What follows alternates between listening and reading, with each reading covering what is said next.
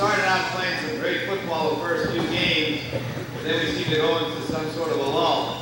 I don't know why we've been doing that. We haven't been playing the way we're really capable of playing. It seems that they only play when it's tough.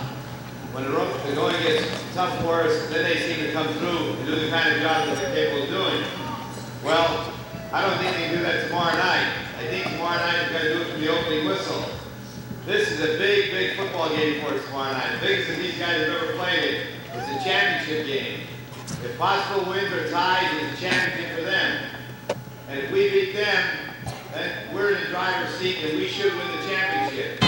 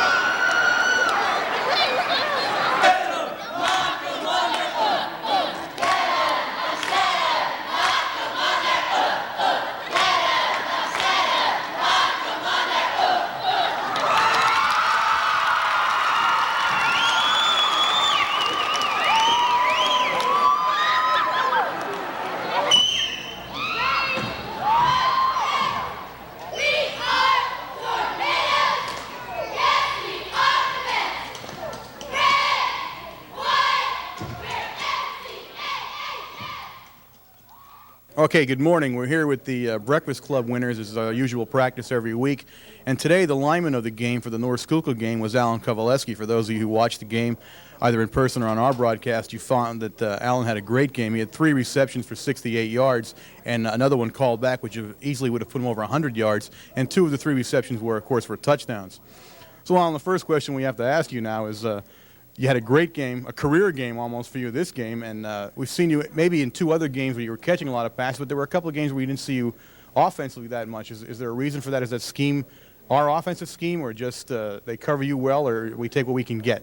It's just basically take what you can get. Like, they'd be just running patterns at the defenders who they feel like we can pick on more during the game. So I just would be out sort of running off the cornerbacks, letting Maz and all get open for the passes. Well, we saw in this game in particular that all of your catches, every one of them came on exactly the same play, which was unusual. Now, apparently either they didn't adjust to it very well, or we were sure more than that probably you can beat your man. Is that how you felt throughout the whole game? I just tried to get off the line. That was my first goal because they were trying to hold us up, and once I got out there, I just broke it off quick because the cornerback wasn't exactly playing on me right. Well, you've been playing almost the whole season with various bangs and nicks along the way. How are you feeling today for the big game tonight? I'm feeling pretty good. A little stiff this morning with the rain, but otherwise, all right. Yeah. Young guys are stiff with the rain. I'll tell you, you got a long way to go here. We see you're a two-way player, as is a lot of our players, and offensively you're an end, and defensively you play end. And I was wondering, a lot of people always ask the same thing. Do you prefer one or the other, or are they the same to you? They're about the same. Just offense, you get a little more recognized. Defense, you have a little more. You have to watch yourself, cover your back, because you can get burned quick. How do you see the game tonight now? We had bad weather all week. It's pouring rain at the moment that we're speaking here. How do you see the game going for us? I think it's going to go really well because the school, the spirit, everybody's pumped up. The halls are decorated. We're going to have a big pep rally today. We're going to be psyched. Okay, great. Listen, Alan, I want to wish you good luck tonight. Thanks, Have a Alan. great game, and maybe we'll see you back again. Okay, we have the Breakfast Club player of the game for the North Schuylkill game. Of course, that's absolutely no mystery for those of you who watched the game. We have Tony Mazzatesta. He gained 211 yards in this game on 24 carries. And first, let me ask you, is that the most yardage you've ever had in a game? Yes. Single game? Yeah, I think the closest is about 180. 180. Now, we see, as in all the games, you carry the ball a lot, but you're like one of those runners who if you watch closely, you seem to get stronger as the game goes on. You seem to like, the more you carry the ball, the better you feel. Is that true? Yeah, I'd have to say it is. It just seems like the fourth quarter always seems to be the best quarter for me, and it just seems that's the way the team is. That everybody gets together in the fourth quarter, and that's where we win or lose it. Huh. You mean you don't wear down or anything? You take some vicious hits throughout an entire game, but it still seems that you're just as springy when you get up in the fourth quarter as you were in the first quarter. That doesn't affect you throughout a game? Doesn't seem to, but Mr. Deminick always tells me to run out of bounds instead of take some of those hits, like on a punt returns. Yeah. But I'd rather just stay in and see if I can get any further. Well, tonight's game we play the Crimson Tide at Pottsville, and of course the big factor so far this week is going to be the weather. It's been raining very heavy all week. It's raining today. We're wondering about cancellations and things, but no matter when they cancel to, the field is going to be extremely wet and soggy. Does that affect you one way or the other? Do you prefer a hard field or a soft field, or it doesn't make any difference? We haven't yet this year played on any field that has been rained on really as hard as it has tonight. There's been drizzle, but not as steady as it has this week. So I don't know. We'll just have to see. You got about 825 yards, I think, somewhere right around that figure for the season, with 3 more games besides this one to go, 4 games actually to go. Do you see yourself going over 1,000 yards at this rate? That's a good answer, and you're going to go back and say he's going to go back and say to his lineman, "Do you see me going over 1,000 yards this year?" And that'll be the question, right? Yeah. All right, listen, thanks a lot for stopping by, and of course we've seen you 4 times already, and we might see you again yet before the year's over. Good luck tonight. As is our usual practice with the Friday morning interviews, we have the 2 Breakfast Club winners previously. Now we have the new guy, the WKMC player, and a lot of people are wondering how the WKMC player is picked, and of course so am I.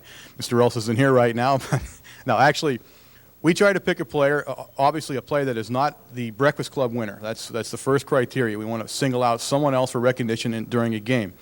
And if you watch the game, you'll find that at the other end, which was Kovaleski, who won the lineman of the game award, had a great game with 3 catches, over 68 yards, 2 touchdowns.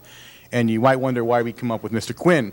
Well, if you watch the game, you'll find out why. He had a 67% grade from Coach Patello, which is very high for Coach Patello, which means he had a very good game. And as I said during the game, John, if Allen is running loose and catching a lot of balls, it means that you're taking a lot of heat and pressure over that other side, and obviously you were with blocking and downfield and decoying.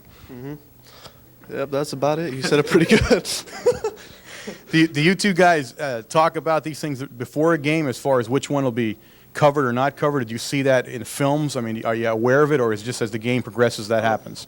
Basically, it's just we go game to game. If I have a decent game before, it seems the next game they're going to watch me, and Covey seems to get open a little bit more.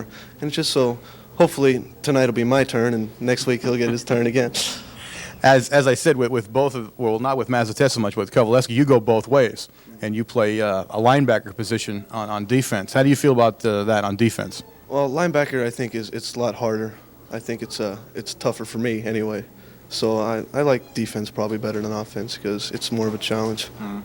You're not banged up or anything? No major injuries on your part today? You're ready to go? No, just last game I didn't catch a whole lot of passes. You know, I just had the block for the bread and butter, and we don't have to give him this much. So it makes my job a lot easier having a guy like Maz, and you just don't get banged up just blocking for a guy that's in a class by himself. Yeah. Well, he certainly is that. I mean, we can tell by the way he's running, and he, as always, credits his offensive line. So he knows where his pay dirt comes from. So once again, thanks for stopping by, and we hope to see you again. Thank you. Okay, we're here with Coach Demnick before the big game with the Crimson Tide of Pottsville tonight, and as usual, we'll go to our first question about injuries, and we had some last week and the week before. How do we look for tonight? Well, we're coming off them. I don't know. It's a question mark. Bob Delbo, he says his knee's coming along pretty good. It feels good, but he did have a good injury. How sincere he is about telling us the truth, whether it hurts or not, or whether it bothers him or not, I don't know. And we'll only be able to tell that by his performance. If we see he's got good lateral movement, we'll know he's okay. But if he doesn't move laterally, we'll know that it's giving him trouble. Jeff Costello says his leg is fine, his knee, and I feel that it could be strong for him. Bobby Schick has some shoulder problems. He didn't practice all week. He got in Thursday's practice, and this morning he moved his arm up, and but not with the kind of quickness I like to see him move it. But he said it's all right. So they'll be okay. And then, of course, we had Dave Wisłowski, who's been sick all week. He's coming along, but we're expecting he'll be okay. Well, you skipped one injury. Now, how's your knee feeling today, sir? We know you've been having some problems too now. Well, it's there, it's there, and sometimes it's good and sometimes it's bad. Okay. We also add that's a nice sweater you're wearing. You're right with the production crew now. You guys notice this? Well, he's getting up there now as we go through the season. I figure you guys are wearing them. I better wear mine. Okay. Now, as we talk with the players, one of the big factors, obviously, in this game is going to be the weather. It's been raining very hard all week and again today, and we're not sure about cancellations and things like that. But no matter what, it's going to be wet. Does that favor us or them or no team? How do you feel about that? Well, I don't know if it favors either team because they run the option. They run the same kind of offense that we're running. The only thing they're also going to trips, which means they want to throw the football a lot, and it could be a disadvantage to them if they want to use the trips and go to that formation. Because if we play tonight, I don't think that it's going to be conducive to running or to passing, so it would slow them down. So I guess if we had to say, is it to our advantage? I think it's more to our advantage now. Pottsville has always, as we've seen over the years, and our fans remember our great Veer team. I mean, that's been their bread and butter. Now we understand that may not quite be what they do all the time, from what we heard this morning. Well, they run the Veer, but they don't run the true Veer the way they used to. Years ago, when they'd run the Veer, it was 3 to 4 plays or 3 to 5 plays. They'd run it. They run it now once in a while, the outside Veer. They run it mostly the dive and what we call the 8 series, where they'll fake the dive and give it to the halfback where he doesn't go off tackle, he goes around the end. And then they also run the option with it. So, as I say, I don't think they're the true Veer team that they used to be in the past. They'll give us trouble with it, at times. But if they find out that we have a soft tackle and our ends aren't closing and our linebackers aren't covering, they may run it a great deal and burn us with it. You never know. Who are the key players that we're going to be looking for on the Pottsville side of the ball tonight? Well, everybody's talking about Messina. Tony Messina, he's an outstanding halfback. They think he's the best thing in the region. That may be so, but we'll find out tonight because we have our Tony. It'll be the show of the Tonys tonight. And they have Holibut's, a real big, tall receiver. He's 6'5". He's bigger than our receivers. He'll be a thorn in our side probably, catching the ball. And DeCello's a fine quarterback. He hasn't done too much running to this point, but tonight may be a night where he'll open up. And, of course, they have 2 other backs in there that will also give us some trouble. And Connolly was a starter last year, and he's a starter this year. So we'll have our hands full with him. We come into this game, and everybody knows that this is for the Eastern Conference Championship. The winner of this is going to have pretty much a free ride right into the Eastern Conference. Are we going to do anything different tonight as far as the rest of the season went? And the other question would be, how did the kids look to you this week as far as the pressure and how they look towards this game? Obviously, at the North Schuylkill game, they were just about how you and I thought they would be, a little flat in the beginning, and they took a couple of hard hits from North Schuylkill. Well, to go back to the first question, boy, and you rattled them off here, Warren. If I can remember. For Pottsville, this is a championship game. If they win or tie tonight, it's a championship. We have to win to have a shot at it. If we win tonight, then all we have to do is beat Schick, and then we probably will be champs. Okay, so that's what it boils down to there. I lost your other question. Okay, we're talking about the attitude of the team as far as a big game like this. Attitude. If we'd have played them Wednesday night, I know we'd have beaten them. The way the kids practice, they had great intensity. They're going the way we like them to go, and want them to go all the time. Last night we had a good spirited practice, and if we can get them out, get them started the way they were the last 2 nights, we'll give Pottsville a ball game. Well, everything sounds pretty good, Coach. Good luck tonight. Have a great game. We expect to bring a big win home. Thank you.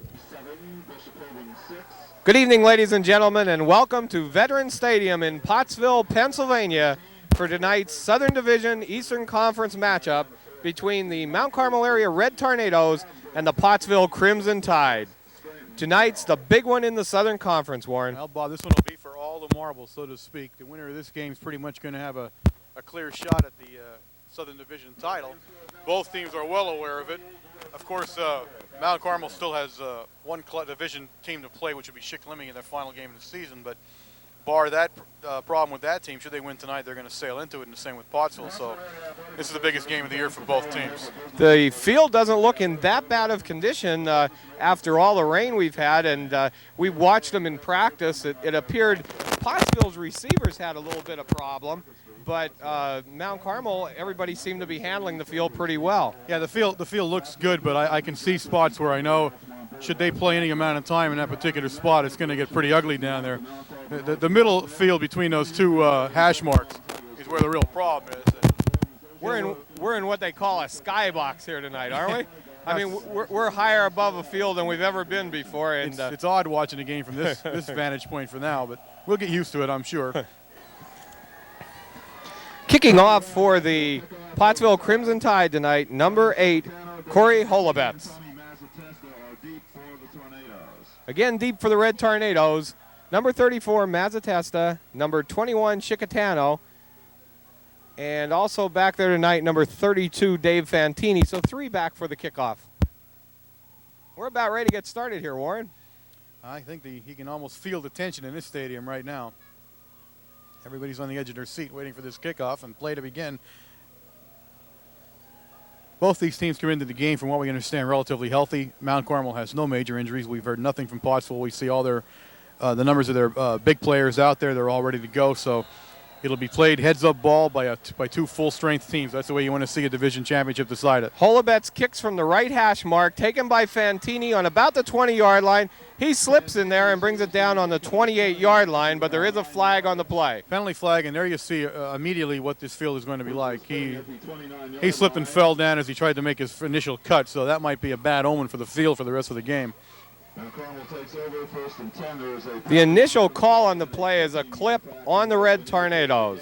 Mount Carmel will start with a 1st down and 10 on the 14-yard line.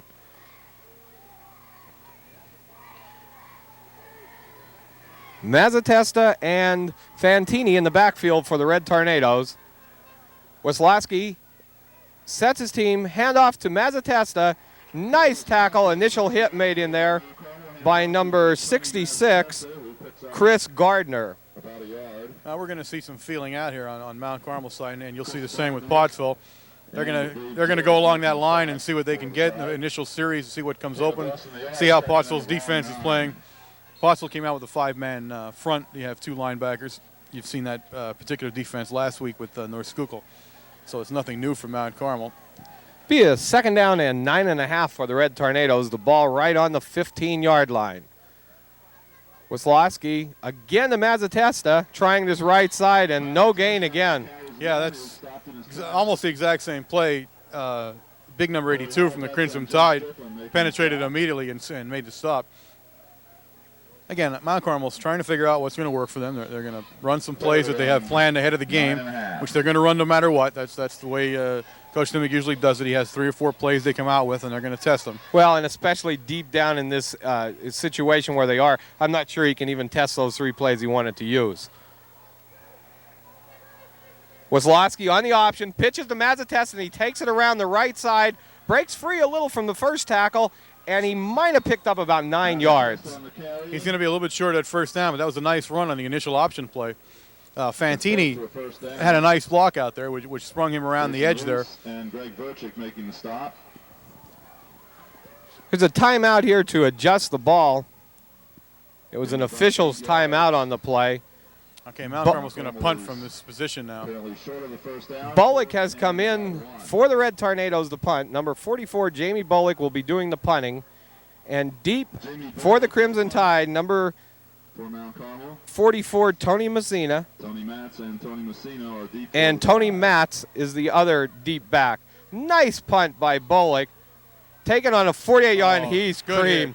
Hit in there Machuzak. by number 69, Machuzak. Beautiful play, and also Machuzak, 36, Marcus Startzel. Yeah, that was great punt coverage there. There was absolutely no gain in the return. They were right there and hit him. Well, we'll get our first opportunity of the evening to see the Crimson Tide's offense with 10-12 remaining in the first quarter. They'll try to stop Holubitz on the line of scrimmage. Straight ahead play, as I said, just Ball feeling carried. everybody out. Initial hit in there by number 32, Fantini, and number 64, Kogut. Yeah, it's about a yard, so that's about it. Second down 9 for the Crimson Tide. 9:33 remaining in this first quarter. No major changes on defense for Mount Carmel area right now. The same players you saw last week are in. We also, I might add, have Darrop in the defensive backfield once again this week. Pottsville sends 2 receivers split right. Up the middle again. And there was about a 5-yard gain. Down in there for the Red Tornadoes is number 55, Delbo. Yeah, Delbo made a good stop out of his linebacking position there. Pottsville is not known to be a passing team, although they have an excellent quarterback. And again, Holubetz, number 82, is a Division I prospect from what we understand. So they can pass, and you'll see him come across the middle on a drag pattern, something like that, to pick some yardage up. Rolls a little to the left and throws it way over his head. That was good coverage on Mount Carmel, and also some good pressure by the defensive line on that play, and that's what broke the play up. Brings up a 4th down for the Crimson Tide from the Mount Carmel 45-yard line. 8:37 remaining in this first quarter. Well, both teams, as I said, just checking each other out, finding out what everybody's doing here. Holubetz, the punter for the Crimson Tide. The 2 speedsters deep, number 34, Mazzatesta, and number 21, Chicatano. The punt falls short and is downed in there by the Crimson Tide on the 16-yard line. There's another indication of the soft field where the ball just not travel when it hit the ground. It was in that end-over-end position where it would have bounced and traveled, but it just didn't move. So there is some softness in that field all the way around, it looks now. We might add here that Mazzatesta in the rushing department now is currently 6th. But if he has one of his usual games tonight, he is going to move up to 2nd or 3rd position on the all-time Mount Carmel rushing list. Pitch to Mazzatesta on this right side, but read nicely by number 99, Greg Verchik. Tony's going to need to gain 14 yards to move him in the 5th place. He'll move ahead of Aaronsfield, and 18 yards will, of course, move him ahead of Bobby Veach. So he's in some pretty elite company in Mount Carmel area athletic history, and it's quite an accomplishment. It really is. So it'll be fun to watch him tonight, see how many yards he does gain and what position he ends up tonight. 2nd down and 11 for the Red Tornadoes. Ball right on the 14-yard line, and the Tornadoes have had poor field position. Wazlowski takes the ball on the option and tries coming up, and he gains probably about 2 yards. Yeah. Right now, Pottsville looks like it's defensing the option very well. They had 2 men other than the tackler out in position. The pitch man was covered, and he had no choice but to turn it upfield. So right now they're covering the option play quite well. Mount Carmel has a big 3rd down play decision to make right here. They're still deep in their own territory, and both possessions have been there and haven't really been able to air any plays out. No, they're being somewhat cautious because of their field position, and that's good football to do that. Wazlowski fakes the Mazzatesta up the middle. Had Quinn open. Good for the Red Tornado. 1st down at the 38-yard line. That was an excellent pass by Wazlowski, right on the numbers. He hit Quinn perfectly. John picked the ball, made a quick turn, and picked up about 7 or 8 extra yards after the catch. John seems hurt on the play, and the Red Tornadoes coach's staff comes out to look at it. Well, John got right up from that injury and ran off the field under his own power, so that's good news for Mount Carmel area. 1st down, Red Tornadoes from the 37-yard line. Wazlowski, Mazzatesta carrying the ball, breaks free, and goes good for about 9 yards. Mazzatesta may have moved into 4th place on that run. I'm not exactly sure where his yardage sits, but he may already be in 4th place all time. And to give you a little bit of indication of where he stands, if he stays healthy the rest of the season, it looks as though he's going to be probably 2nd place. And the only player he'll be unable to catch, it looks like now, will be, of course, Gary Dimnick, who had 4,200 yards rushing in his career. Second down and 1 for the Red Tornadoes. Fantini breaks free, up the middle, good for the Red Tornado first down, plus about 10 yards. Yeah, that's good hard-nosed football now. Mount Carmel's really opened up some big lines in the middle. The line play is really good right now.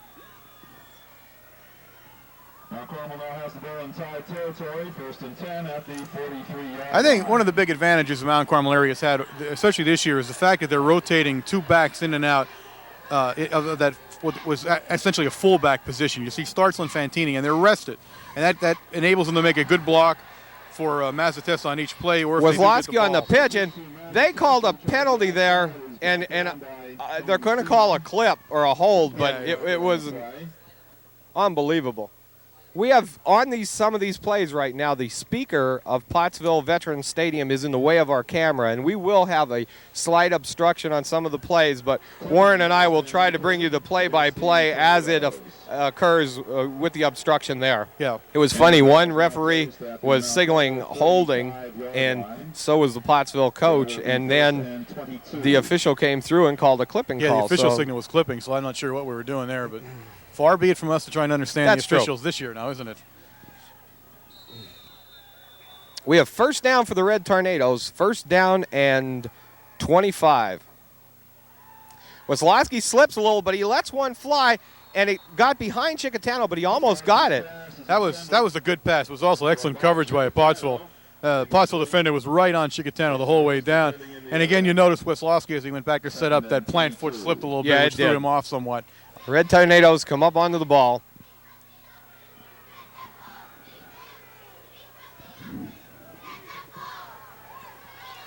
Wazlowski up the middle of Mazatesta. He finds a little hole there and breaks free for about maybe 10 yards. Well, Mazatesta looks like he took off where he left off last week, which is good news for Mount Carmel area with, of course, a 211-yard performance against the Spartans on their Schuylkill last week. And he is running every bit as hard tonight as he did last week. 4:40 left in the first quarter. The ball right on the 45-yard line. Wazlowski back, plants, throws under to Mazatesta, and he gets about 5 yards. Yeah, he's not going to be enough for that first down, but that was another excellent pass by Wazlowski. I'm very impressed with the way he came out tonight and started throwing the ball. Red Tornadoes will have a 4th down on about the 39-yard line. Deep for the Crimson Tide is number 44, Messina. Messina's their all-around athlete. Nice high punt by Bullock. Taken by Messina on this side, and he brings it up the left side, tackled in there by number 36, Startzl.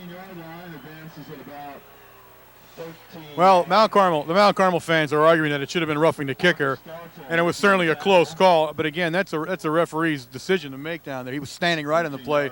The player rolled into Bullock and knocked him over. Didn't actually hit him on the fly or at full steam, and the referee has the option there to call it or not to, and obviously he didn't here.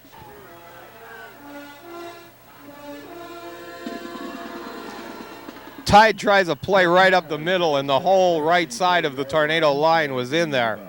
Well, Mount Carmel area fans who are watching tonight or at the game here on Friday night are going to say to themselves about the veer. Pottsville has been known to run the veer, for years and years and years now. With the players they have now, apparently with Messina and a quarterback Ticello and, of course, the big Holobets, they feel that maybe the veer isn't always the best offense for them to be running. So you're going to see them run a lot of different plays rather than just the veer as would have been in the past. Ticello tries an off-tackle play, but Swaldy was right in on top of that play. Yeah, we're not budging and somebody off the was line in of underneath. scrimmage. Kogut was in there. Yeah, there's Fantini getting up off the pile too. So 3rd down and 6 for the Crimson Tide. The ball on the 32-yard line. In a game like this, with two big teams, the emotion and all, defense a lot of times will win a game for you here, and that's hopefully what's going to happen for Mount Carmel area. It appears the Crimson Tide here is just trying to stick it right up the Tornadoes, right down their throat. Now, great play. Great play by Swaldy. Yeah, Swaldy. And Bullock came up to help him. Swaldy played it perfectly. That's what you want an end to do, and he looked so good last week. I mean, he had himself an excellent game last week, and he looks like he picked up right where he left off too. from their 34. Fourth down for the Crimson Tide, and as you said, the Tornado defense looks tough. Yeah, they're pretty impressive here in the opening period, and the period's almost exhausted now. So Halibut's back to punt, and the two speedsters, Chicatano and Mazzatesta, on the 40-yard line to receive the kick. Mount Carmel's setting up a The return. ball bounces and got in front of Mazzatesta again. It'll be down by the Crimson Tide on the 29-yard line. Yeah, they're not giving Maz much of a chance to run anything back, and that's, of course, intelligent football on Pottsville's part, not to get him the ball in the air. 2:10 remaining in the first quarter. Handoff to the second back throw. That was Startzel. Tackle made by number 10, DiCello. 1:42 in this first quarter. Weslowski pitches to Mazzatesta coming around the right side. A nice play made in there by Holibets. Yeah, he showed some speed there and got in on it. For a big guy, and he certainly is probably one of the biggest guys out in the field there. That was a nice play in his part. Actually, everybody committed to Weslowski, and they really left Mazzatesta out there, but Holibets had to make the play, and he did. Kovaleski now split far left. Fake the handoff to him. Weslowski fumbles the ball. Ball picked up by number 71, Jim Strickland. Machuzak made a touchdown-saving tackle. I mean, that was heads-up play for an offensive lineman. It really was. He turned around, saw the ball being picked up, and he made an ankle tackle on Big 71. That would have been a touchdown. So, it was a good heads-up play by Machuzak there, which saved Mount Carmel a touchdown. And this is an early gut check for the Mount Carmel area defense. They're going to have to play some heads-up ball down this far. Crimson Tide has a first down from the 13-yard line. DiCello back to Messina, coming this left side. Nice play again by Swaldy. Yeah, they're not fooling Swaldy at all. He's holding his ground, and they may have lost a yard there. I'm not sure. 2 seconds and 1 second, and that's going to be the end of the first quarter. And that's it. The score, the Red Tornado 0, the Crimson Tide 0. DiCello sends a man in motion. Up the middle on a Messina had the ball. Yeah, that was a lot of misdirection. Read in there by number 38, John Quinn. And Delbo. And 55, Delbo. Yeah, there was a lot of misdirection on that play. They had a tight end moving across the line to try and shift Mount Carmel's defense a little bit, but it didn't work. They had a quick opener right up the middle that time, hoping the defense would split a little bit, and it didn't. So Mount Carmel's playing great defense. They really are. Third down and 8, and I really expected to see a little more passing from the Crimson Tide, but maybe with this wet field, they're just trying to feel it out a little only better. One pass, and it was far out of the reach of all of us.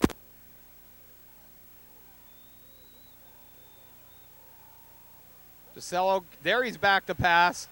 Look for a receiver and gets hit in there, and the ball goes through, and the official could see it. No way was that interference. Pass interference, I'll tell you what. Very bad call. If he calls pass interference to Mount Carmel area, he should be run out of this stadium. Quite frankly, that was one bad call. That's what this comes up to be. And they called it interference on the Red Tornadoes. Oh, well, we've seen this before, but again, a big game, a lot on the line for both teams, and a referee just simply made a bad call. Very disappointing, very disappointing. And now Mount Carmel's going to have to really suck it up. They got first down. Pottsville come out with a first down here. They got 5 yards to a touchdown, but just disappointing to see a referee make a call like that. And quite frankly, he wasn't even close. I mean, it wasn't like a big decision on that. First down for the Crimson Tide on the 5-yard line. Pitch back to Messina, comes right up the middle, in for the Crimson Tide touchdown. And the refs can be credited with that touchdown. We'll give the referee the touchdown on that. It'll be the referee 6, Mount Carmel area nothing. It's just too bad. It really is to see a play like that. I don't think on that play the receiver had any chance to catch the ball to begin with. Not just that. The hit came long after the ball went by, a good second after the ball went by. For how long has that been no good? We're no good that way. Why? What's the matter with it? Eisenberger Eisenberger for the extra point. It's down, it's up, and it's good. With 11:10 remaining in the first half, the score, the Pottsville Crimson Tide 7, the Red Tornadoes 0. We're ready for the kickoff here, and the Mount Carmel fans are wild over the call, and I don't blame them. We've had some technical difficulties here, and Warren's mic right now isn't working for a while, so we'll be passing mics back and forth and till we get one rolling here. A squibber kicked along the ground, picked up by Startzel, brings it up the middle, breaks free, and carries the ball to about the 48-yard line. Yeah, Startzel made a nice run there. They're kicking the ball deliberately now on the ground. They do not want Massatesa to touch the ball. There you saw it on a kickoff. We were wondering about the punts. So they're definitely doing that on purpose. Startzel was an up back. He picked the ball up on the run and made a nice comeback on that. That's good to see. It's disappointing, Warren, for how well the Mount Carmel Red Tornadoes were playing defense to have that happen. But now they just got to pull it in and play ball. It's you have to forget it. They have no choice. It's over and done with. Now it's back to playing football. Weslowski sets the Red Tornadoes. Mazzatesta up the middle. No, it isn't. It's Fantini. Good for about a 20-yard gain. First down, Red Tornadoes. Maybe this put the spark in them, Warren. Well, that's what you need, especially on a disappointing play like we just had, to get a kid run a good play like that and get everybody fired up again. Mount Carmel's playing good football. They got nothing to be ashamed of so far. They're in this game all the way. So they can just stay tough. They'll be all right. First down, Red Tornadoes. 10:21 left in the first half. Weslowski to Startzel. Startzel breaks through the middle, good for a 5-yard gain. And, boy, they are running on the Crimson Tide. Yeah, Mount Carmel looks very tough right now. I mean, despite the fact they're down, they look good. They're running well. They're opening holes up. It bodes well for the game, really does.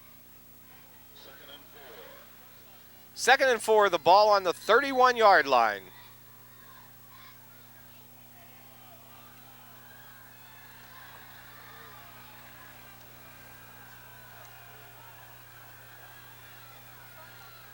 Weslowski, second back through Mazzatesta, and he's good for about 2-yard gain.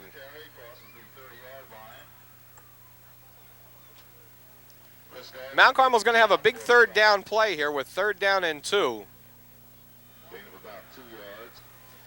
Weslowski to Mazzatesta up through the middle, and he might be there for the first down. Well, I think I'm back now from what we just had a quick technical run, and I can't say enough about the crew here. We just ran a wire all the way up from the station wagon to us. During those series of plays, we just walked about 25 yards. You know that? Well, a lot of Mount Carmel thinks we had that where the ball was spotted, and I'm going to agree. In fact, it's going to be tough to convince me right now these referees are going to be very fair after I saw the call in the end zone. Right now, I think what we're going to be looking at is the Mount Carmel wedge. You know, you don't like to say this, and we've, I think, been pretty fair with referees, but in a game like this and in a call that was that obviously wrong, I mean, you just can't let it go. I think that guy, I don't know what was going through his mind, but it just was a poor call. Consequently, we're down 7-0, and it's just tough for the kid. That shouldn't happen to kids who are playing their heart out. There's the wedge, and it's a first down for the Red Tornadoes. Now, once again, we see that I think the wedge is 100% effective this season so far. I don't think we ever not got what we were trying to get when we used the wedge. And even with Eric Geary being in there at center last week, it worked also. Yeah, he had a heck of a game last week. Now, Mount Carmel looks confident that they can run. I mean, that's what it seems like here. They haven't passed in this series now. They're running the ball straight down the field. 8:31 remaining in the first half. The ball right on the 25-yard line. Weslowski on the option to the right. It's really a quarterback keeper on that one.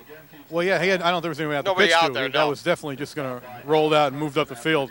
Well, I just have a speaker in my way. I'm looking at a speaker. These two big speakers on either side of us here when we get. Second down for the Red Tornadoes. The ball on the 24-yard line. 7:53 left in the first half. Weslowski up the middle. And still carrying the ball, but there was a fumble. He fumbled the ball. Recovered. Fantini fumbled, but recovered by the Red Tornadoes. Oh, he took a good hit. He got turned around. Right before he went down, he got turned around a little bit, and they popped the ball out of his hand. But luckily for us, we recovered.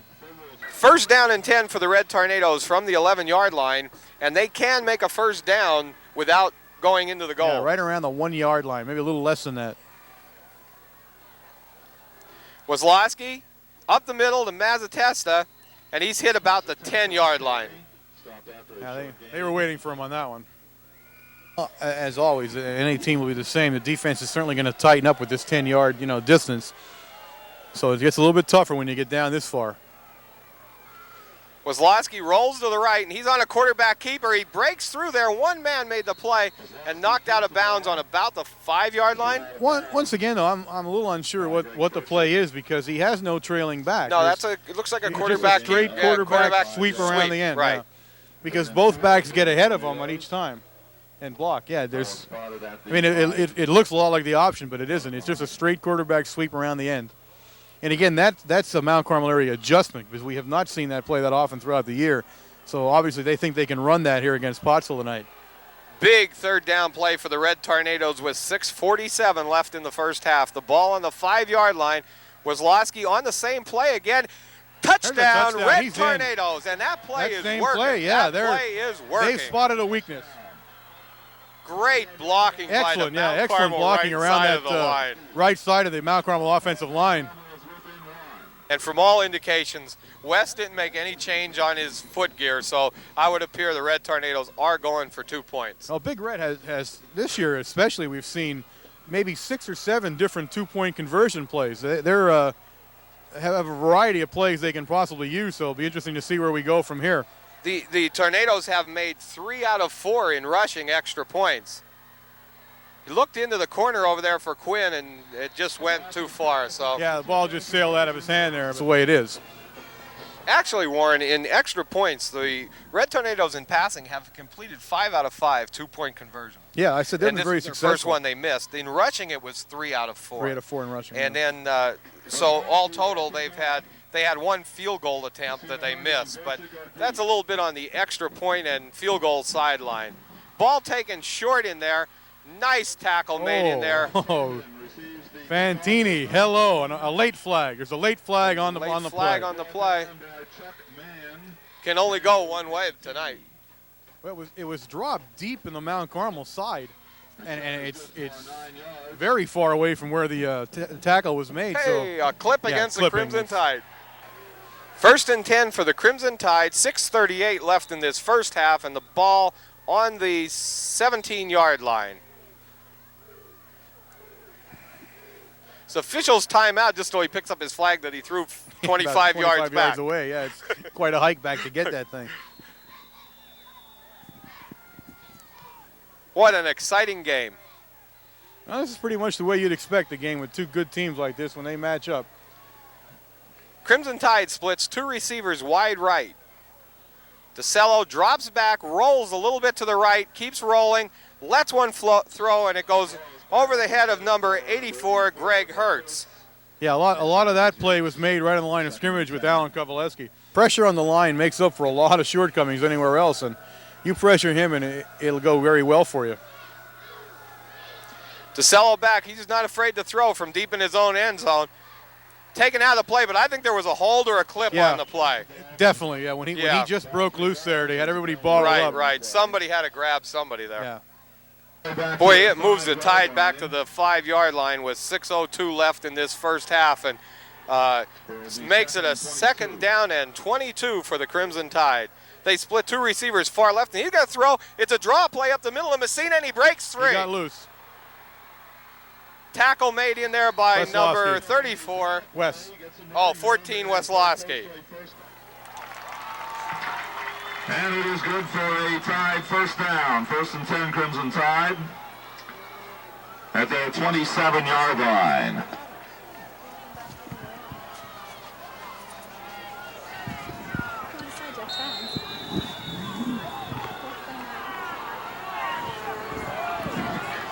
First down, Crimson Tide. The ball on the 27-yard line. 5:27 left in the first half. DeCello on the draw play again. Kovaleski read it nicely, and so did Swally. Yeah, you saw both ends. Yeah, both ends pinched right in there and saw it when he saw what happened, and he's going to pick up only about 2 or 3 yards. 2nd down and 7. DeCello back. He's trying to let one go long, and he was there. Nice tackle made by Bullock. He slipped and fell, but he made the tackle. He was wide open though. They missed him somehow. I'm not sure where he came from, but he was wide open. What we did on that play, but he was definitely wide open. Crimson Tide, 1st down and 10. The ball on the 37-yard line.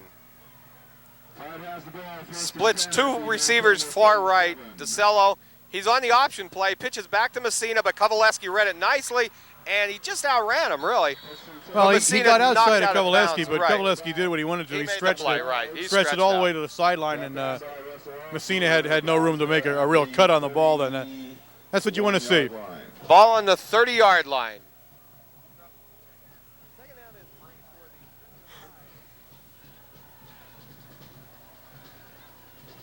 DeCello sets the tide. He's rolling right, looking for Holobets going deep, and they're going to call interference on that play. Well, I don't. Do you see that one? Because I had the speaker smack dab in my view there. Shedleski's hands were in there. That's all. You know, it didn't appear, but they could. That one was closer than the other one. Well, another They big, do have big interference penalty is against the going Red to hurt us. Tornadoes. Well, it's the consensus of the people up here on the skybox that were not from Pottsville. That was again somewhat of a poor call. So 4:34 left in the first half, and the Crimson Tide has a first down and 10 from the 15-yard line. DeCello sets his team with two receivers split far left, and he comes up right off tackle, but in there.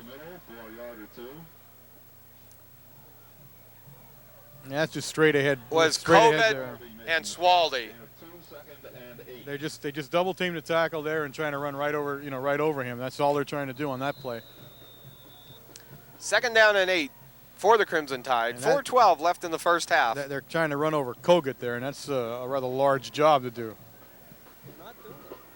He doesn't seem to be budging too much on the line of scrimmage, so.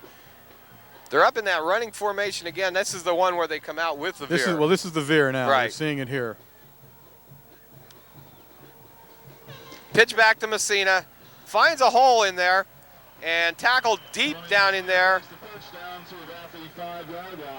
by number 44, Bolick. Crimson Tide, first down and goal to go from the 5-yard line. DeCello again sets his Crimson Tide in the veer. And I think you can see Messina carrying the ball on this one, Warren. No, he isn't. No, he isn't. Number 99 carried the ball, Greg Verchik. Verchik actually is an end, and they bring him into the backfield, I guess, for the veer, it looks like. That was a good play with Quinn, Fantini, and Maher.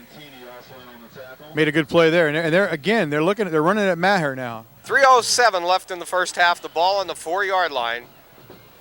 DeCello sends one receiver wide left, and he's coming around the end. Oh, there's nice play. Big Bill, the big guy. Wild Bill, he was there. Wild Bill Maher broke through, and he was standing there waiting. The big guy. That's what you need to do there. That's exactly what you need when you're down by your goal line. Great individual effort. Good play. And that's three times in a row they've tested Maher. See what he's made of, and I think he's risen to the occasion each time. 2:29 left in the first half. Big third down play for the Red Tornado defense. DeCello sets his Crimson Tide. He's going to roll to the left. Looking out there, finds somebody. Oh, great play, yes. Oh, yes. Dave Weslowski. Oh, great defensive David play. Weslowski. Way to go, Wes. And it looks like Pottsville's going to attempt a field goal, I guess. Yeah, it looks like a field goal attempt coming up. They haven't seen many field goal attempts against them this season. It's relatively new to see a team line up and attempt a field goal. DeCello will be holding the ball, and trying to kick will be number 76, Mark Rosenberger. There's a snap. Placement's down. The kick is up. And the kick is good.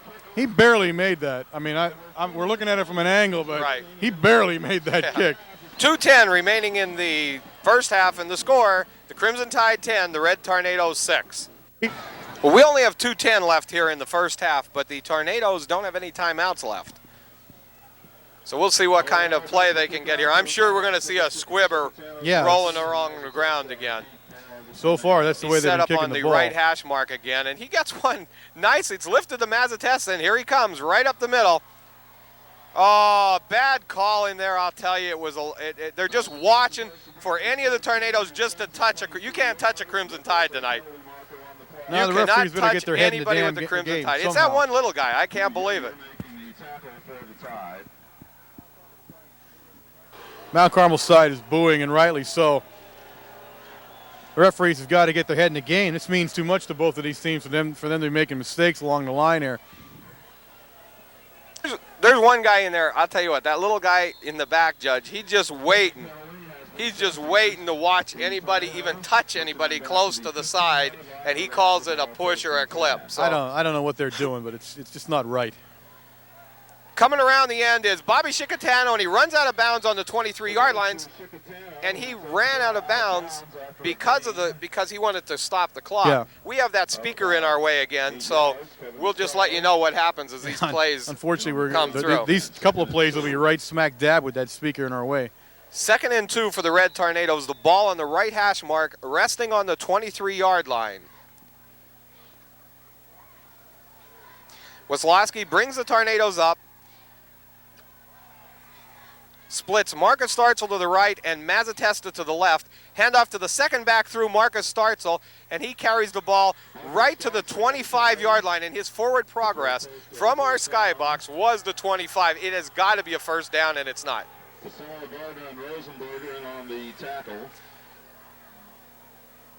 Now they moved it in the right place. I'm not sure. It's got to have to be a first down. It had Yeah, to I was be. going to say. Where he put it down there, it was unbelievable. One of them standing in the wrong place. Yeah. Spotted on the 25-yard line. Minute and a half remains in the first half. Split far left, Bobby Chicatano and Alan Kovaleski. Wisłowski pitches back. Mazatesta looks like he was going to throw it. Now he does, and it goes through the hands of Quinn. 2nd down and 10, 1:23 left in the first half. The ball on the 25-yard line.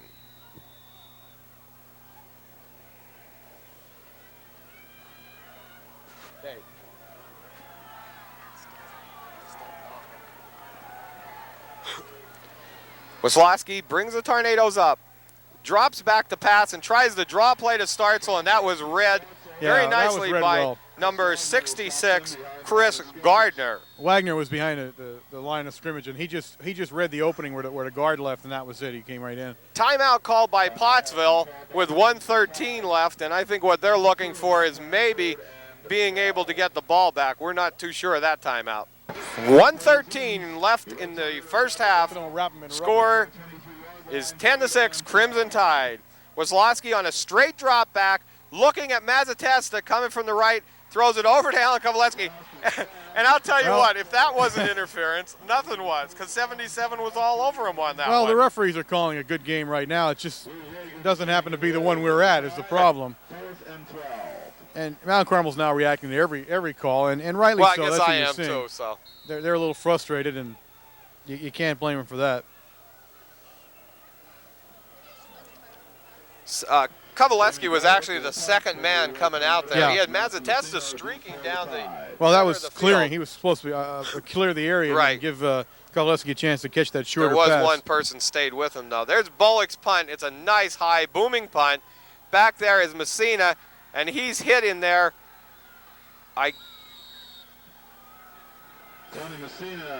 Starting to have a rough time with numbers. I don't know how That's you did Vitero that. down there underneath Okay. it. Vitero. 56 seconds. The Crimson Tide have a first down with the ball on the 44-yard line.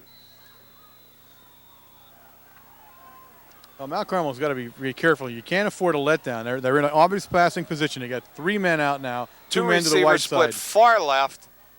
Holobetz was held up a little bit, and he takes the ball and he catches it. No, he's out of bounds. Good call. He was out of bounds. He made a nice catch on the ball, but he just couldn't stay in bounds on it. DeCello drops straight back on the draw play. Nice play made in there initially, but oh, he's getting popped. Yeah, well, Fantini made the initial play. Right. Fantini was on the ground, and he looked up, and Messina was trying to move around him, and he stood up right away, and he tripped him up. We have to apologize for numbers again. We have that speaker in our way, and every time I see a good hit, I lose the player when he goes onto the ground. So 26 seconds remaining in the first half. Crimson Tide brings the ball up on the 43. DeCello back, looking back to the left on a screen pass to Messina. Well, I'm not sure it was. No, there were a lot of people that looked like a screen, but he got cracked. Now see, Messina's hurt again. He was really hit hard. And the Pottsville coach is out on the field. Mayer I'm and not sure what he's Startzel doing made there. a great hit. Punting team in. Yeah, I guess that's what they want to do. I think they just should leave it run out, right? That's what they're doing. But the critical thing here is Messina. Now, he's bent over on the sideline. He's not leaving with the team, so he's hurt. And that's the end of the first half. The score, the Crimson Tide 10, the Red Tornadoes 6. Okay, we're here at our halftime segment, and this is a very special halftime segment. For those of you Mount Carmel fans who can remember back into the middle 60s, you know, some of the great teams we've had then and the great games we played against Pottsville, you're certainly going to remember this name. And also, if you followed any kind of professional football, you're going to remember this name. We have with us Mr. Jack Dalbin from Pottsville. How you doing? Good to be here. A little bit of history on Jack. He played from 62 to 66, you told me, right? Right. In the Pottsville team. He went on to the Big 33 game, very prestigious award, and unfortunately he broke his leg in the second period. So that was the end of the Big 33 game for me. Then went on to play at Wake Forest in the ACC, and he was named All-ACC player in that league, a very prestigious award in there. He then went on to play for the Pottstown Firebirds, had a stint with the old Chicago Fire of the World Football League, for those of you who are real football buffs, and then, of course, went on to play for the Denver Broncos and had probably the crowning achievement of a sporting athlete. He played in the Super Bowl, and maybe you can give us a little bit of insight of what a Super Bowl is like. Well, the Super Bowl was a real thrill. Obviously, any football player has that as an ultimate goal, and I was just real privileged to be at Denver during some of those great years when the Orange Crush was at its zenith, and we had people like Craig Morton, Otis Armstrong, Floyd Little, and it was just a real thrill for me. You remember back, and I have a guy on my bus that we run a bus up here all the time, and Bob Shannon. His nickname is Jumbo, and he remembers you vividly. He was a defensive tackle during your years, and I asked him, what do you remember about Jack Dalbin? He said, well, basically I remember chasing him. He said, that's the only thing I really remember about him. Is there anything you remember about Mount Carmel area as we look back? Mount Carmel was our greatest rival, because even then they represented the very best in high school football. And I've said this many times, and it's the truth. And most of the people who played during that era will remember our 1963 game against Mount Carmel, where they came in undefeated, #1, and we beat them 14-6 and knocked them out of first place. I think Minersville went on to win the Southern Division, but it was probably the most exciting game that I've ever played, and maybe including the Super Bowl. That's certainly a testament to this rivalry. There's been great games played during it, and here's a testament to one of them. Maybe you can catch us up just quickly now on what you're doing now with your life. How's it going? Where you're at? Well, I retired from the Denver Broncos in 1980. My family, we moved back to Pottsville in 1984. I'm a doctor of chiropractic practicing in the city of Pottsville. Oh, thank you very much. Ladies and gentlemen, once again, Jack Dalbin here in Pottsville, reminiscing about some of his great days as a great athlete from Pottsville. Thanks again. Thanks.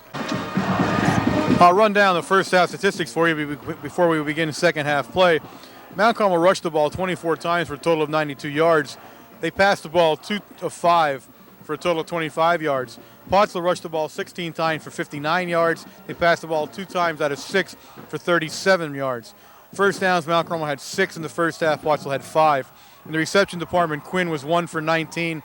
Mazzatesta 1 for 6 yards. In the individual rushing, Mazzatesta ran the ball 10 times for 31 yards. Fantini 4 for 42. Startzel 4 for 7 yards. Chicatano had 1 run for 9 yards, and Wislowski 6 times for 4 yards. As you can see, as the first half has come to a close, Mount Carmel is out-rushing Pottsville at this moment. They have 1 more first down and pretty much staying either even, or I would say playing a little better. But of course, you have to factor into the first half statistics, which we're not reading to you, is that the referees and what they've done, and they've controlled the game on their own by the use of the flag, and unfortunately you don't want to see that happen. So these statistics don't truly give you a whole game. We'll be ready to start the second half in just a moment. Back here to start the second half, and the Red Tornadoes will be kicking off to the Crimson Tide. And I'll tell you one nice thing, the Mount Carmel fans gave the Red Tornadoes one heck of an ovation as they came onto the field, and that's really great support from the Tornadoes fan. Taken by number 31, Alex Herndon, and he carries the ball to about the 33-yard line, and in on the tackle, we got Bob Chicatano and Chuck Mann in on the tackles. And again, we have the speakers in the way, so we apologize for not getting all of the Tornadoes' numbers. The first thing I want to point out here is that Messina is in the game. But he did take one heck of a shot. Yeah, he left the game. He was really hurt at halftime. He's come back out, and he's in the starting lineup. DeCello back. It looks like he's going to throw right off the bat, and he hits number 87, which is Kyle Seaman. He's the other end, which we haven't seen much of as we go. And he just came off a broken foot, we were told up here. Yeah, so we haven't seen much of him. That was a quick opener. Made a nice catch on the. Yeah, it's a hard pass to defend. You know, and a quick one like that, you can't really do much with there. 2nd down and 4 for the Crimson Tide.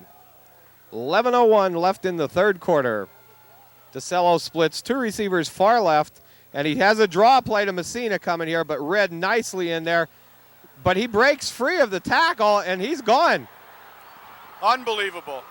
Unbelievable.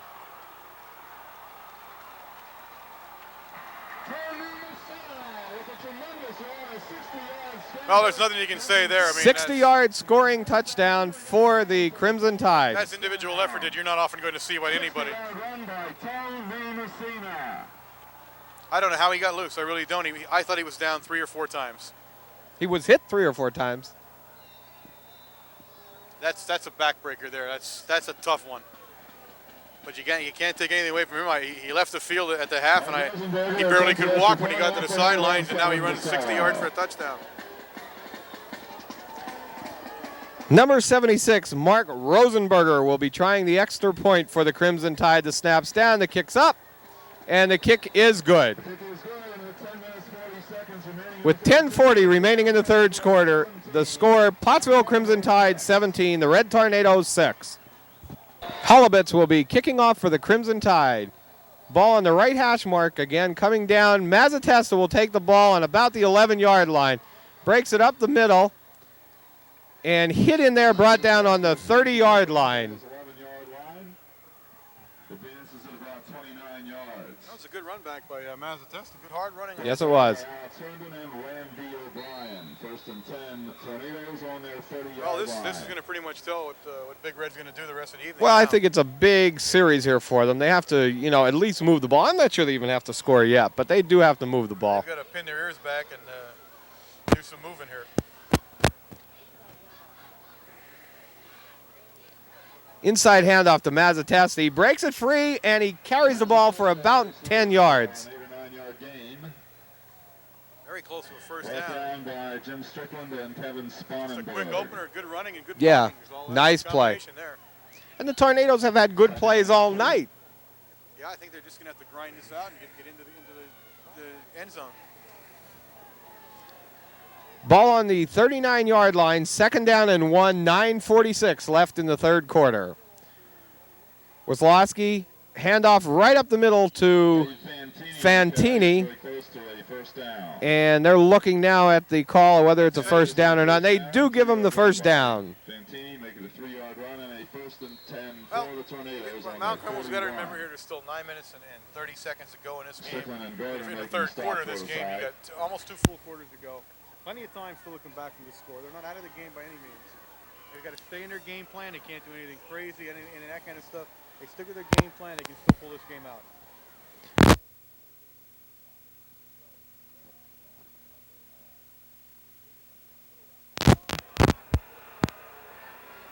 Little jawboning going out there now. That one, right. That happened over on the Mount Carmel side, and we're on the Pottsville side tonight. You got to go some to get Tony mad at you, though. He's a pretty even-tempered kid out there. He does his job, runs the ball, and that's about it. You never see him in a scuffle or anything. So whatever happened there, you got to think he was aggravated to say anything. 2nd down and 10, 8:47 left in the third quarter.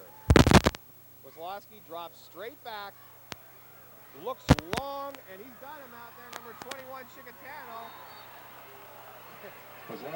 Good play, good play. By both players. I think Chicatano broke the ball up a little bit. Yeah, that was a good pass. Just excellent coverage that time. And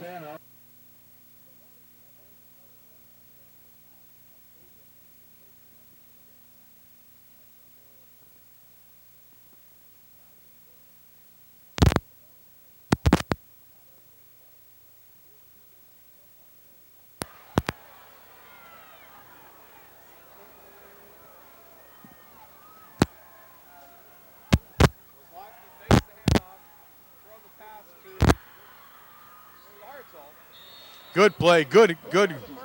There you had some, again, individual effort there, and that second effort got him a first down. He was originally going to be stopped a little bit short. He kept those legs moving, and that picked up a first down. A big first down for Mount Carmel area. First and 10 on the 45. Had a total yards of 114, and the Crimson Tide 96.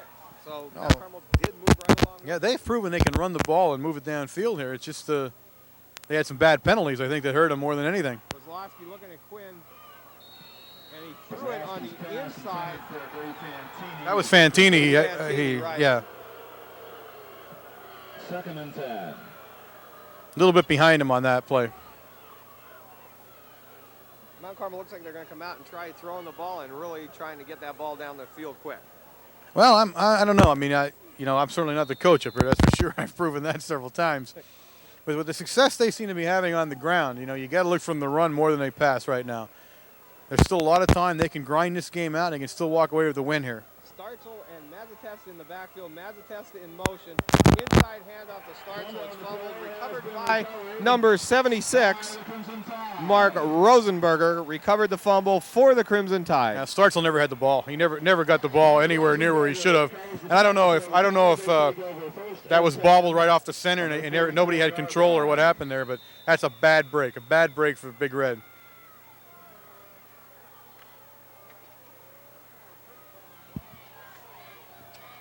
Crimson Tide first down, ball on the 44-yard line, 7:48 left in the third quarter.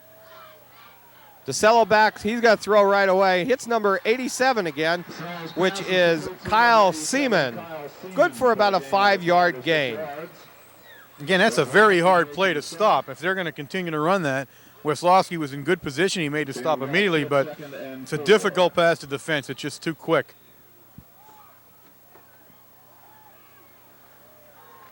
Well, Weslowski does come up from his safety position to make that play on that time.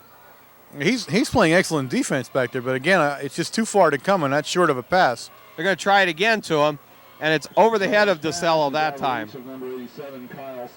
That's a little harder pass to throw. He's throwing against his body, and it's much farther for him to hit that pass. And you saw it sail a little bit and get out of the way. Third down and 4 for the Crimson Tide. 7:08 left in the third quarter.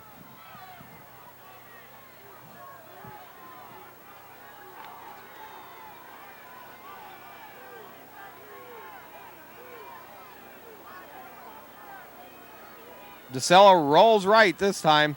Throws around, looks left. His knee was down. They didn't call it, I don't think. DeCello's still moving with the ball, but a nice tackle made in there by Weslowski number once 14, again. Dave Weslowski. He's having himself a great game on offensively and defensively here. But again, we've got to tackle a little better here. I don't know what the problem is. Looked like DeCello had oil on him that time. I mean, that's 3 or 4 guys had a clear shot at him, and he got away from all of them. But right now, the defense did exactly what they were supposed to do, get the ball back to the offense. 6:37 left in the third quarter, and lots of time for the Red Tornadoes.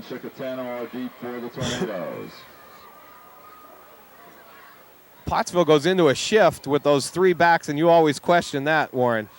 It's just an odd formation. You don't usually see it. Mazatesta fakes the handoff to Chicatano, breaks free for about 7 yards, and the Tornadoes will have a first down on the 32-yard line. And is brought down by Alex Herndon. Again, as we watch Mazatesta run, and we're not going to give you the exact figures again until our stat man, Joe Gonzalo, verifies them towards the end of the game. But you got to remember the kind of elite company that Tony Mazatesta has brought himself into. And he's going to be surpassing some great Mount Carmel area players of the past, including Bobby Veach in the rushing department, Aaronsfield, Hynoski. I mean, you're in some elite company there, so you can't really take away from what this young man's done in his career at Mount Carmel. Inside handoff to Startzel, and carries the ball to the 35-yard line. It'd be a good for about a 4-yard gain for the Red Tornadoes, and they'll have a second down from the 35. I think one of the other really interesting stats here is that he's 186 yards behind the number 1 punt and kickoff return man in Mount Carmel history, and that's Bob Zavaric. And for those of you who watched the years that he played, many of you would have said outright that those records weren't going to be broken. And now you have Mazatesta, who, quite frankly, if he stays healthy with no injuries, will surpass him before the end of this season. Chicatano in motion. Weslowski drops straight back, throws one inside to Chicatano, and he caught the ball. It was good only for about a 2-yard gain, but what a heck of a catch! Yeah, he made Bobby a nice catch Shep. as he was sliding down by the end line there.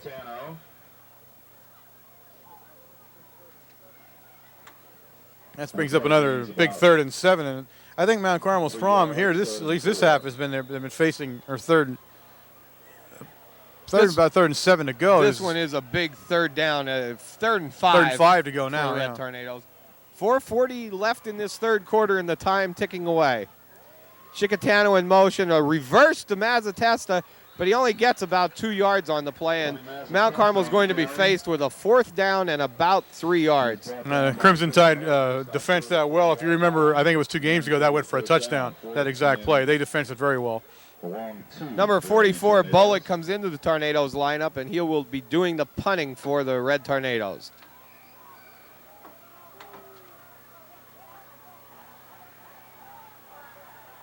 Jamie Bullock will punt for Mount Carmel. Matz and Messina are deep for the Tide. Appears, Warren, the Crimson Tide defense has stiffened up. Bullock gets a high kickoff, bouncing about on the 44-yard line, and will go out of bounds on the 44. Yeah, ball took a bad bounce there and went out of bounds. We would like a bigger bounce. First and 10.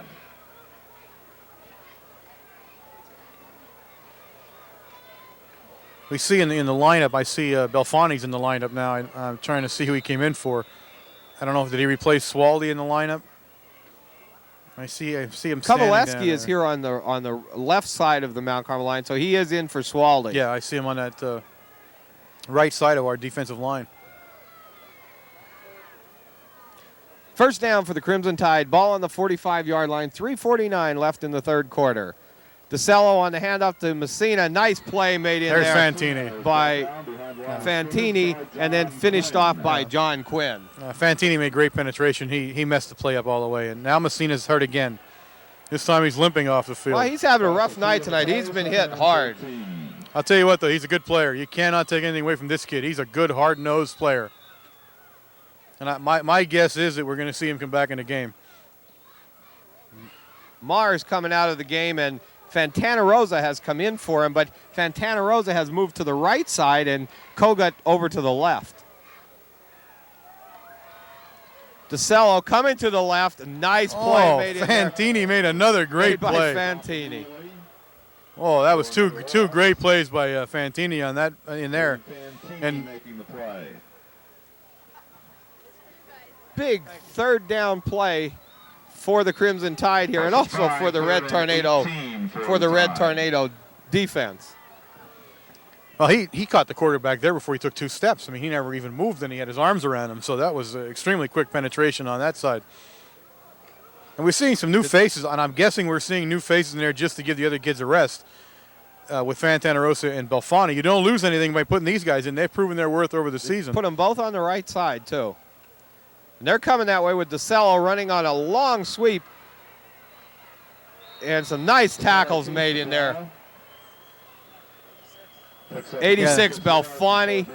And there's one other number. It looks like Kogut might have come over. Yeah, I think Startzel also moved into the tackle. It's getting to the point from up in the skybox here, we can't see the numbers anymore on the Tornadoes uniforms. The ones that have been there a while are starting to get somewhat muddy.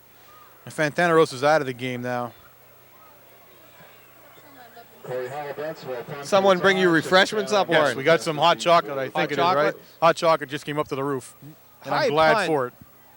Fair catch called for and taken there nicely by Mazzatesta on the 30-yard line. Well, this now is time for the Red Tornadoes offense to get rolling. Well, they're almost at the end of the 3rd quarter. They're going to have to do something very shortly now. They can't afford to hold back anymore now. They're going to have to move down the field. But they're still in this ball game with it being only a 17-6 game.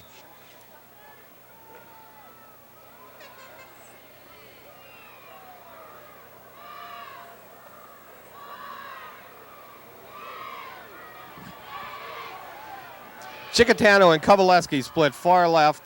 John Quinn split far right. Wesloski on a straight drop back, looking Quinn's way. Hits Startzel coming out of the backfield. He gets about a 3 or 4 yard gain. Yeah, Pottsville covered pretty well there. They came right up, and I think Startzel's still on the ground. I think that was him that got hurt on the far side over there. It's nearly impossible to tell from our vantage point who that is right now. Tornadoes on about the 43-yard line. Wesloski has Chicatano in motion, reverse, and Wesloski on a pitch back Oh, wide open. Nearly there was intercepted. Quinn. That was a lot of shifting of the ball there. Yeah, that play just took a little bit too long to get straightened out and get going.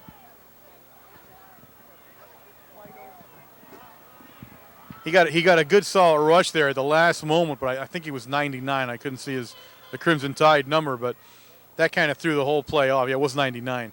And if Wes was able to have looked downfield, he had a man wide open. And it could have possibly been a touchdown, but he just couldn't get the ball down that far.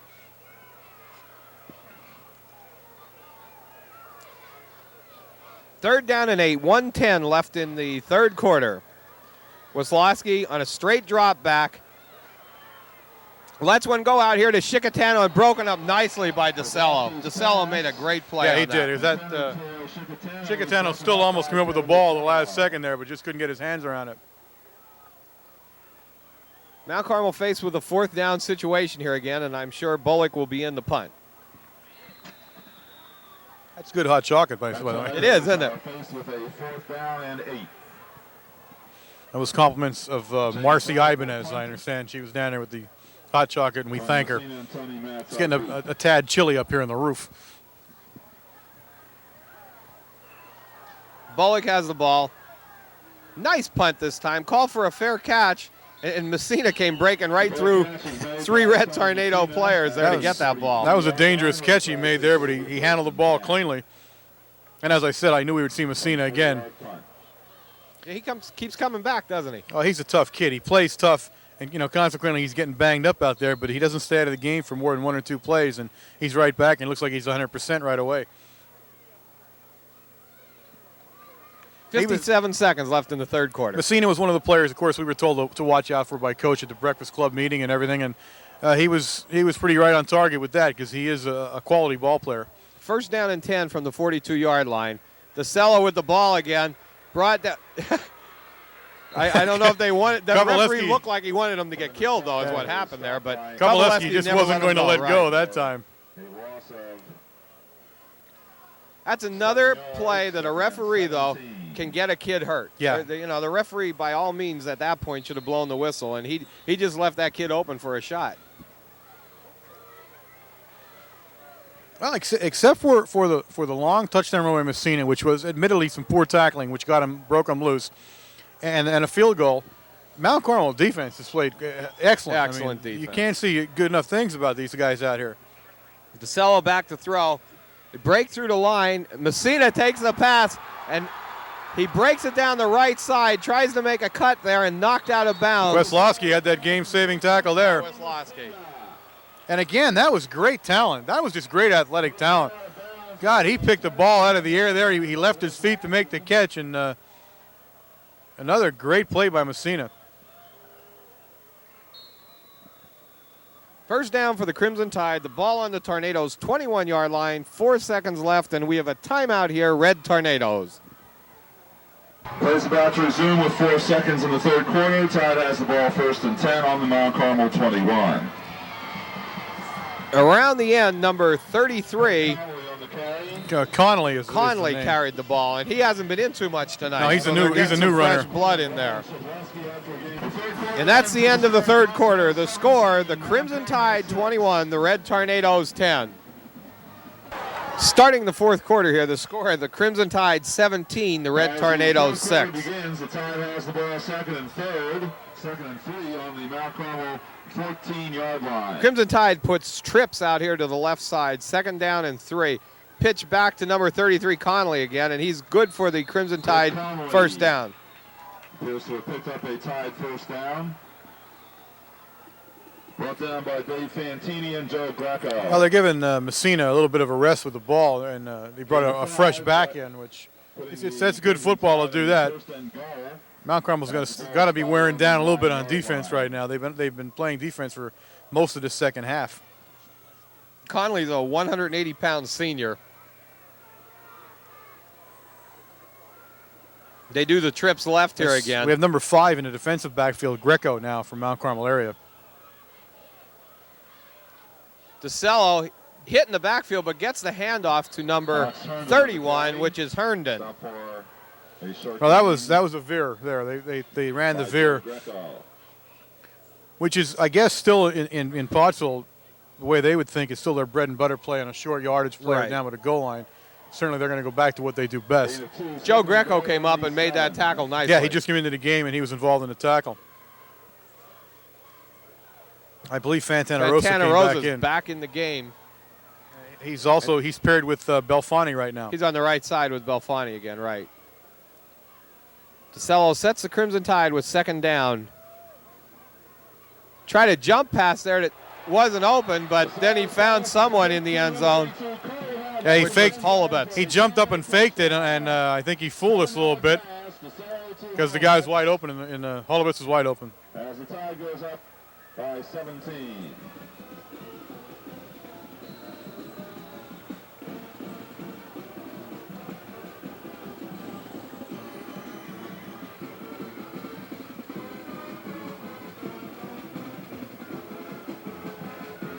Rosenberger will attempt the extra point. Rosenberger will attempt the extra point for the Crimson Tide. He's been pretty consistent with his extra point kicking, too. I guess Flag that's on too the much. play, That's got to delay be too game. much time. Yeah, they were out there a long time trying to set up. Will be assessed against the Tide.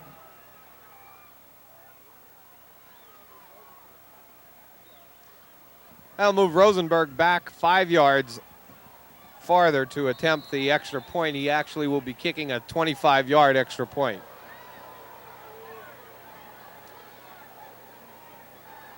Snaps back to DeCello. It's down. The kick is up, and it's off to the right side. I don't know if we partially blocked that or if he just hit it bad or what. I didn't see what happened. 10:45 remaining in this ball game. The score: the Crimson Tide 23 and the Red Tornadoes 6.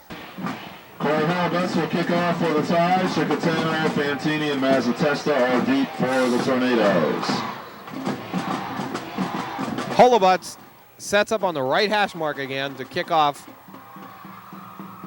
for the Crimson Tide. 10:45 left in this ball game. Nice high kick taken by Mazzatesta on about the 15-yard line. Comes up through, takes it to the left side. Still going, and runs it to the 42, and there's the Mazzatesta we're used to seeing. Typical Mazzatesta. Typical Mazzatesta. And that Mount Carmel needed that. That's a big pickup for Mount Carmel area right now. Now they've got to capitalize on this, put the ball in the end zone, and they've got to start doing it a little quickly now. They can't afford any grind-out games right now. You're going to start to see probably a little bit more passing, maybe a little bit more trick plays coming into the lineup, that kind of thing. But you don't have time now to just grind out and try and make up the difference.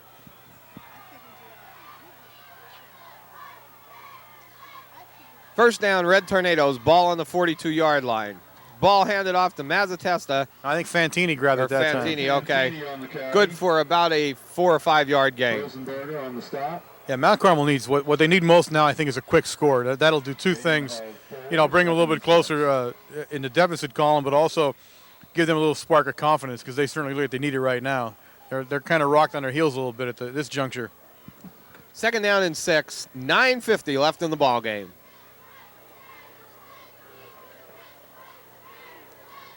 Chicatano in motion. Waslowski drops straight back. Finds Chicatano, and the ball's dropped right about on the 28-yard line. Yeah, Chicatano got hit, and the other thing I'm going to say there is 99 was in his back pocket when he was trying to catch the ball too. But he got hit just as the ball got to him, and he couldn't hang on to it. And 99, if you take a look at the size of that guy, he's about 3 times the size of Bobby there. So he gave him a shot. Big third down for the Red Tornadoes. 9:35 left in the ball game.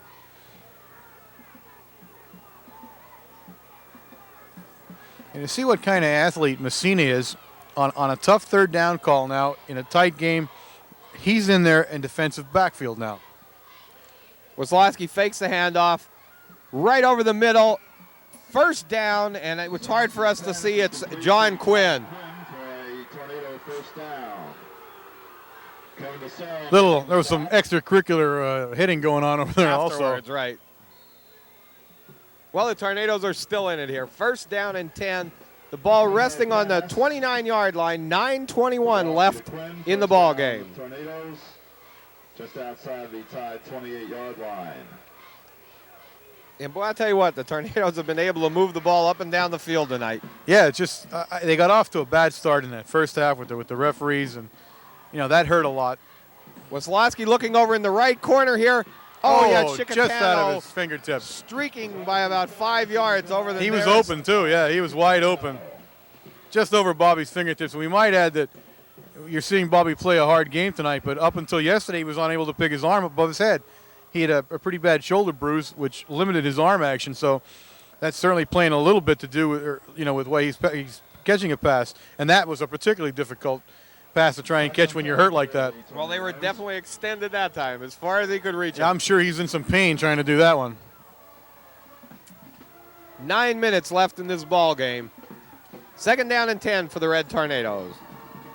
Wasilowski pitches back, and fumble is recovered by number 71, Jim Strickland. 1st down, Crimson Tide. Well, nothing's going our way right now. It's as simple as that. We just can't get on track at all. Fumble recovery leading for Jim Strickland. Tide takes over 1st and 10 on their 35.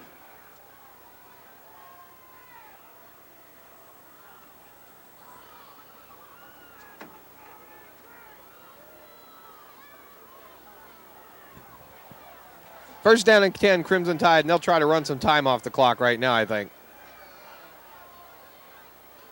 Inside handoff. Tony Messina straight ahead Messina. for 2 or 3 yards.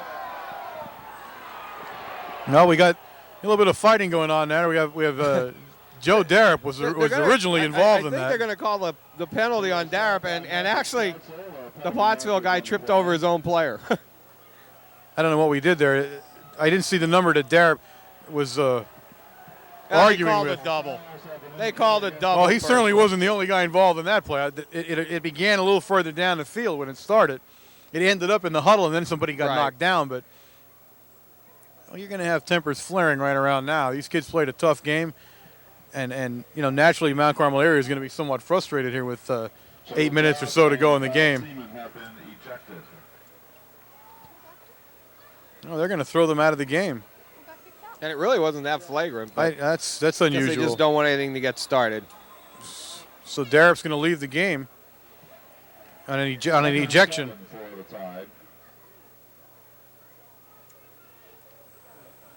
DeCello sets his Crimson Tide. 8:08 left in this ball game. DeCello rolling right. The receiver coming back to him, and there's a flag on the play. DeCello's pass intended for Greg Hertz is incomplete. There's a penalty marker on the play. Joe Greco in on defense for Mount Carmel. That's our favorite referee in there, Warren. And that's going to go against them this time. Ineligible man downfield. That flag, I was going to say, the flag was thrown way deep into the defensive backfield. Who called the illegal man downfield? I'm not quite sure who was making that call. What they're basically saying is that Greco was pushed off. That should be the call here. Right. But they did call ineligible, right? Yeah, I don't know. Okay. They signaled an eligible receiver at the same time, so I don't know what we did there. So it will be 3rd down. Ball is spotted on the 23-yard line. I think the original call was just bad. That's all. I think okay. he just made a mistake in what he heard called the wrong it. thing. I was going to say, because the flag was thrown so far away, he couldn't possibly have been an illegal man downfield. Just couldn't have been. He couldn't have seen that. Because he couldn't have seen the line of scrimmage from where he was standing would be the hard part. 3rd down and 22 for the Crimson Tide. DeCello rolling this side. A nice catch made in there by Holobets. Yeah, Holobets made a great catch, and he's living up to his press releases. He certainly is an excellent player. He's been held kind of quiet, but we understand that that's been pretty much the season for him. Most teams pay a lot of attention to him, hold him up on the line. He doesn't get a lot of work, but when he does catch one, it usually is a big one, and this here was a big one. 4th down for the Crimson Tide. They have only inches to go, and they're going for it. They've got nothing to lose now. That's true. It's just about 7 minutes to go in the game. They're up by 17 points, and quite frankly, I'm sure they feel they can get it. And I think there's one guy going to get the ball, and he's standing right in the backfield now. Time. I think they have a delay of game on that play, right? Well, I'm not sure what they were thinking there. That was certainly a big mistake. Now they're going to have to kick. What maybe they tried to do was pull the Tornadoes offside. I thought that too, but nobody moved. I mean, it wasn't even an ounce of movement, so either his cadence didn't draw us. I don't know what he was trying to do there, to tell you the truth. 4th and 6 now. It was a good call either way. I mean, even with a couple of inches to go, you certainly can afford to try it. 6:49 left in the ball game. Pottsville does their shift. Snaps back. Kicks, nice long kick. Bounces in between Chickatano and Maz. Now Chickatano picks it up, breaks left, and he's brought down in there, back on the 26-yard line. I don't think we should have left the ball hit the ground there is what the problem was. Somebody should have had the ball in the air. And that kind of threw the two of them off, and they looked a little confused then, and that's the result of it. Because Mount Carmel, there was no return set up. Mount Carmel rushed the kick. Right. They wanted to block the kick, so there was nobody back to set any kind of pass or punt return up. But they still got to pretty much touch the ball in the air because there wasn't anybody around him. 1st down and 10, Red Tornadoes. The ball on the 23-yard line. 6:24 remaining in this ball game. And the score, the Crimson Tide 23, the Tornadoes 6. Oh, big hit in there by number 76, Rosenberger. Well, that play was too slow. I mean, it just much too slow setting up. They're just pinning their ears back and rushing us as hard as they can. You can't fool them on plays like that now, obviously. And I'll tell you the other thing I'm starting to see, and this is probably the first time we've seen it this season, is we look a little tired now with 5 minutes and 50 seconds to go. The Tornadoes played their hearts out for this whole game and really had the Crimson Tide most of the first half and part of the second half down. Wazlowski rolls left. Nice hard pass thrown in there, but there's a penalty on the play again. Yeah, I don't know who that's going to go against. That was not where the pass was caught. That was about 10 yards in front of the pass. We had two guys collide in there. I'm not sure who they're going to call, though. That I don't know. Well, this is coming against Pottsville. That wasn't a flagrant call. I think he just ran into him. The ball was in the air, and I think they were both looking up at it, and they collided. But does bring a 1st down and 10 to go for the Red Tornadoes. Defensive pass interference. Mount Carmel now has the ball 1st and 10 on their The PA system says pass interference. I thought it was probably a defensive holding call in there somewhere. They just got tangled around each other. Wazlowski dropped straight, but look at the time the line's giving him there. Coming out this side to Chickatano and just over his head. Pass is out of reach of Chickatano. Gary Yeager defending in the area, 2nd and 10. Well, Mount Carmel has no choice now. I mean, they're going to have to pass the ball, and it's going to be difficult because obviously Pottsville knows they're going to have to pass the ball. It's not a good situation to be in right now in the 4th quarter. Now, as we're in the 4th quarter and with 5 minutes and 30 seconds to go or so, we're down 17 points.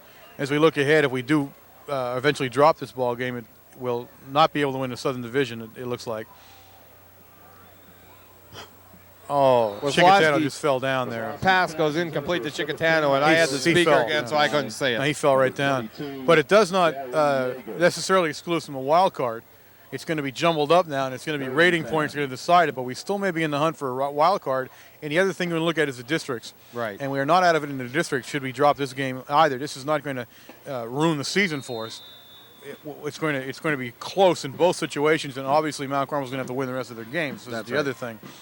They have Blue Mountain coming up next week, West Hazelton, and Shikellamy, which is the other division team which we haven't played.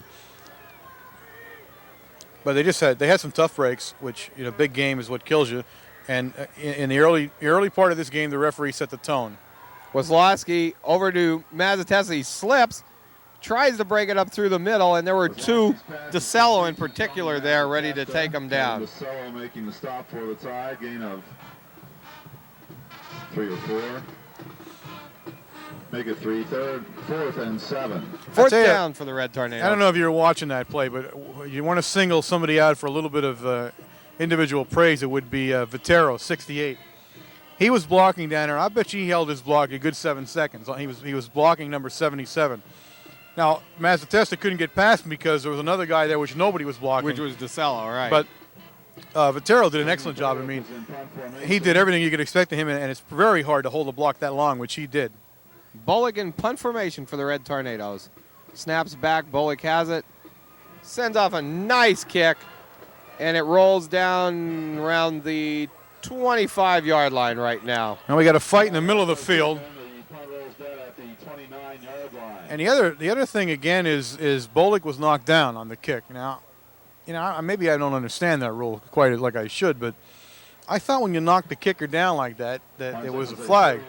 That's the second time in this game that it's happened, and again, maybe as I said, maybe the rules changed a little bit from as I remember it, because the referee was standing right there on top of it. It wasn't that he missed it.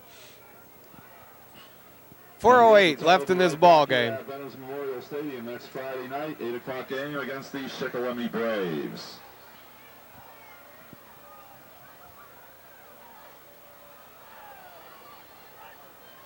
DeCello rolling to the right, pitches back to Messina. He carries the ball for about maybe 5 yards. He stopped just short of the 30-yard line by Fantini and Startzel. Brought down by Fantini and Startzel in there. Startzel, we haven't said his name as much as maybe we usually do, but he's played a solid game once again. He's there every game. He's leading the team in tackles. I think he had 60 tackles coming into the game, which was 14 better than anybody else on the team. He's carrying the ball in as a fullback on the offense, in and out. He's done a credible job.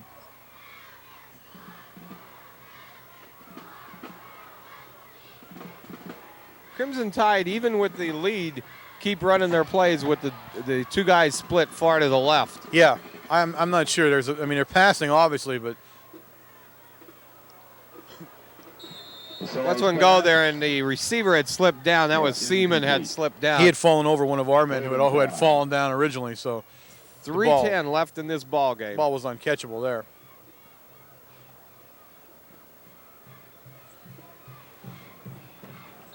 Pottsville seems to be shuttling some players in and out of the game, and we see Messina coming off the field, and a big round of applause, and he's something he deserved. He played one heck of a game tonight.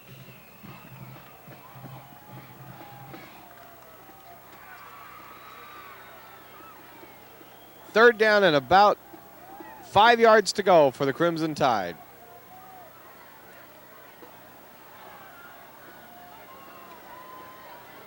DeCello kept the ball in a quarterback keeper. He breaks free. He's still Belfani's the last guy. Ran him down. A nice run down. Belfani. Belfani, he was the last man to get him. He was brought down by Bob Belfani. We're just tired now. That's as simple as that. 42-yard run by Kevin DeCello. Tide now has the ball first and 10. Defensively, we've been on the field longer than probably at any game this year, and it's beginning to show. Right, and on defense, you do exert a lot more energy. Yeah, it's a lot easier to be on the field offensively for a long period of time than certainly it is for defense. And we're kind of rocked back on our heels now towards the end of this game. And DeCello looked like he wanted to keep the ball again that time. Good play in there. Startzel, I think. Yeah. Marcus Startzel making the stop, 2nd and 11. 2 minutes and 17 seconds remaining in the ball game.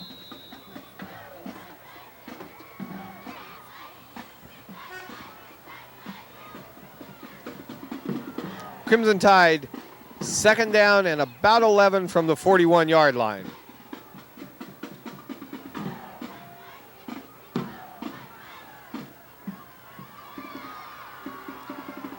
Cello intercepted by Weslowski. He's got the ball. Number 14, Weslowski. And it's good. It's good we're able to call his number one more time here defensively. He's had an unbelievable defensive game tonight. He's been everywhere. Made several touchdown-saving tackles. Broken up some big passes. Been around the ball every time. He's played his heart out tonight. And offensively, you can't ask more from him than he did tonight. You really That's can't. right. So I'm glad to be able to mention his name one more time as the game winds down. There's a minute and a half to go. Mount Carmel's going to drop another game. They're going to be our second loss of the season now. First down from the 43. Wisłowski pitches to hits Kovaleski, pitches to Mazatesta. Yeah, they'll hitch and go. And it's knocked out of bounds at about the 38-yard line. Arrows the ball to Mazatesta. Mazatesta is brought down. Now the Tornadoes basically now are just playing for pride. I mean, I'm sure they would love to get some points on the board here at the very end. You know, maybe close the score up a little bit.